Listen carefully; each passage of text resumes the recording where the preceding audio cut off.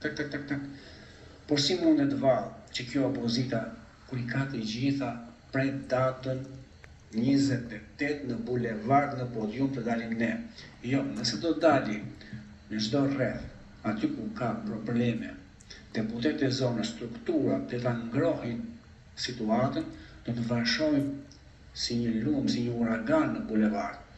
Po këtu qëndron sekreti, që klasa politike e kontrollojnë popullin dhe diktojnë me lista deputetët duke i votuar ata që duan për të miratuar ligjet që fatkeqësisht u shërbejnë atyre oligarkëve dhe armiqve të Shqipërisë.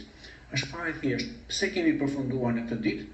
Se kemi pikërisht këta njerëz që nuk lëshojnë pe as gjikundi dhe na kanë futur titarin në fyt duke na lënë vetëm pak frymë. Sa të flasim, të ushqehemi, të votojmë dhe të paguajmë taksat, duke humbur të gjitha lirit. Ja pra të dashur miq, përse juve më ndiqni, më shkruani dhe komentoni. Nuk e bëri opozita, sepse opozita ja fali dhe bashkitë dhe parlamentin. Edhe doktori e dorëzoi mandatin. Sa bukur do të ishte doktor, sikur të thoshe, edhe i vetëm do të qëndrojë në parlament dhe votën tuaj nuk e bëj hasha. Populli doli nga oborret e partive, nga listat e deputetëve servil. Oligarkët e kanë punën pisk. Amerika, sikur e kam thënë, aleati strategjik, po vën pikat mbi i.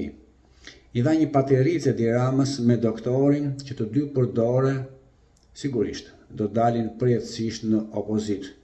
Mua do të pëlqente, ajo që kam thënë gjithmonë, sekuestro, kontove dhe pronave dhe jo buk për politikanët, po të rinë aty, të shohim neve, që deri dje na kanë pështyr, na kanë vjedhur, na kanë grabitur jetën, atë dheun, na kanë shkatruar shtëpit. Fitore shqiptar.